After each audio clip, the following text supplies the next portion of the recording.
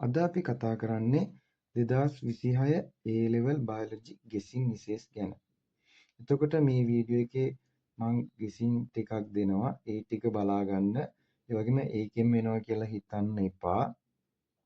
ඔයගොල්ලෝ අනිත් ඒවාත් බලා ගන්න. මේවා ටිකක් රිෆර් කරලා තියාගන්න වැඩිපුර. පළවෙනි එක තමයි ප්‍රජනනය පාඩමේ අණ්ඩ ජනනය. ඒ වගේම අණ්ඩ ජනනය කියද්දි අණ්ඩ සෛලය ගැන බලා ගන්න. ඒ වගේම තමයි ඩිම්බ කෝෂය ගැන බලා ගන්න.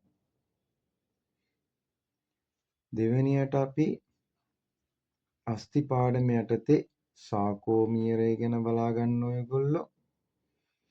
එතකොට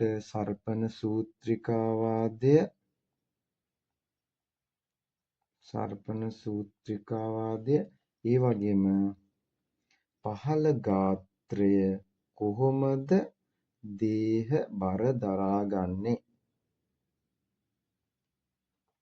හොඳට මතක තියාගන්න ඔයගොල්ලෝ. සාමාන්‍යයෙන් MCQ එකේ එන MCQ එකක් රචනා ප්‍රශ්නයකට එන්නේ නැහැ. එතකොට අපි උදාහරණයක් විදිහට අණ්ඩ ජනනය MCQ එකේ ආවොත් හොඳට මතක තියාගන්න ඒක රචනා ප්‍රශ්නයට එන්නේ නැහැ. හැබැයි මෙහෙමයි. දැන් C3 ශාකයක ප්‍රභා සංශ්ලේෂණ යාන්ත්‍රණය ඇහුවොත් අනිවාර්යෙන් රචනා ප්‍රශ්නේ C3 යාන්ත්‍රණයේ ප්‍රභා සංශ්ලේෂණය අහන්නේ නැහැ. එක්ක අහන්නේ C4 ගැන. එතකොට ඒක හොඳට මතක තියාගන්න. ඒ වගේම තුන්වෙනි ගෙසින් එක තමයි නිර්වායු ශෝෂණය.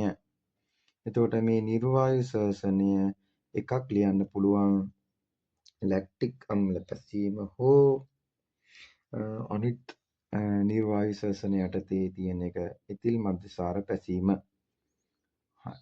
හතරවෙනි එක සාමාන්‍යයෙන් ප්‍රෝටීන ගැන අහනවා. එතකොට ගෙස් කරන්නේ ප්‍රෝටීන් වල ව්‍යුහ මට්ටම් එයි කියලා. ඒ වගේම තව වගේ ජෛවීය කෘත්‍යයන් එයි කියලා හිතනවා. ජෛවීය කෘත්‍යයන් කියලා කියන්නේ ප්‍රෝටීනය සහ එයට උදාහරණ ගැන. ඒ වගේම මයික්‍රෝ වල තියෙන නයිට්‍රජන් චක්‍රයත් ටිකක් බලාගෙන යන්න. හැමදාම එන ප්‍රශ්නයක් තමයි structure MCQ and essay ජලය සහ ආහාර. එතකොට ගිය අවුරුද්දේ ආවා අපජලය ගැන. එතකොට මේ අවුරුද්දේ එන්න පුළුවන් පානීය ජලය ගැන. එතකොට ආහාර ගැනත් බලා ගන්න. ඊළඟ එක ශාක යටතේ පෝටිකා විවෘත වීමේ සහ වැසීමේ යාන්ත්‍රණය බලා ගන්න. ඒ වගේම පීඩන ප්‍රවාහ කල්පිතය.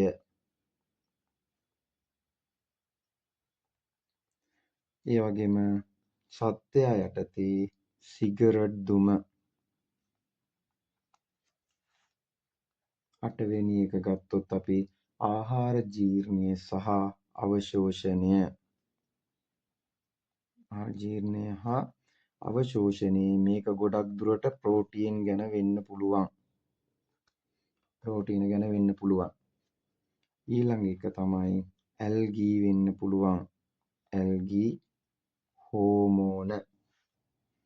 අපි දන්නවා සත්වයා යටතේ කන ඉන්න පුළුවන්. ඒතර කනේ ගොඩක් දුරට ව්‍යුහය අහන්නේ නැහැ.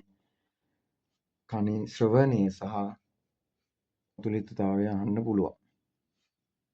ඒ වගේම 11 වෙනි යටතේ ජල ජීව වගාව සඳහා වගා කළ හැකි විශේෂක ලක්ෂණ සඳහන් කරන්න ඉන්න පුළුවන්. එතකොට පාරිභෝගික රුචිකත්වය, ඊට පස්සේ අධික බහලුම් ඝනත්වයක වර්ධන ශීඝ්‍රතාව වැඩි වෙන එක, ඒ වගේ දේවල් ලියන්න එනවා. ඊළඟට අපිට ආහාර පරිරක්ෂණ ක්‍රම එන්න පුළුවන්. ආහාර පරිරක්ෂණ ක්‍රමයි. ඊට පස්සේ පසු අස්වනු හානිය.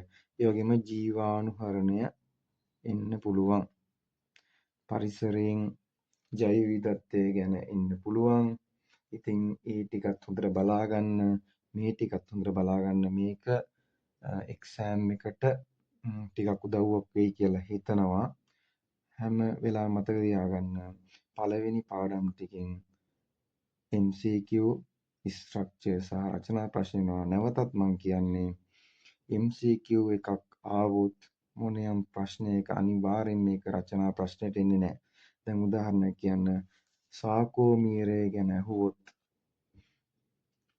රචනා ප්‍රශ්නේ සාකෝමීරය ගැන අහන්නේ නැහැ. MCQ එකකින් සාකෝමීරය ගැන ඇහුවොත් රචනා ප්‍රශ්නයක් විදියට සාකෝමීරය ගැන අහන්නේ නැහැ. එතකොට අහන්න පුළුවන් හැබැයි සර්පණ සූත්‍රිකාවාදය අහන්න පුළුවන්. එතකොට ඒක හොඳට මතක තියාගන්න. මෙන්න මේ ප්‍රශ්න ටික හොඳට බලාගෙන යන්න. තව ටික දවසයි තියෙන්නේ. මේකෙම ඇල්ලා ගැල්ලා ඉන්න එපා. අනිත් ඒවාත් හොඳට පාඩම් කරන්න. දල අදහසක් විතරක් දැනගෙන යන්න. ඉතින් හොඳට මතක තියාගන්න ඔයගොල්ලන්ට MCQ පේපරේ ඉවරලා දවසක් තියෙනවා රචනා ප්‍රශ්න ස්ට්‍රක්චර් එසේ වලට ලෑස්ති වෙන්න.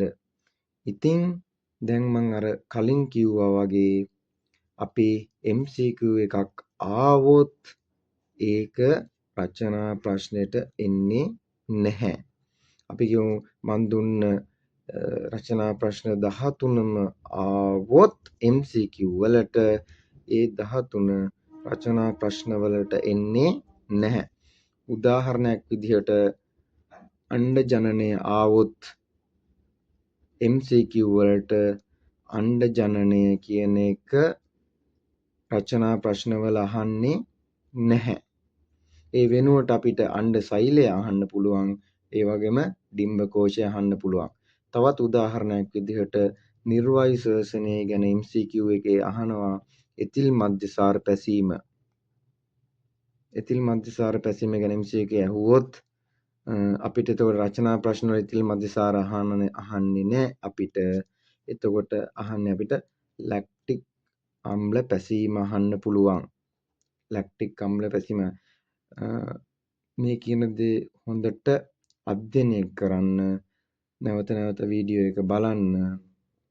ඉතින් මං හිතනවා මේ 2026 A level biology paper එක අමාරුම රචනා ප්‍රශ්න තියෙන ටික ඉතා සාර්ථකව ඔයගොල්ලෝ පිළිතුරු සපයයි කියලා.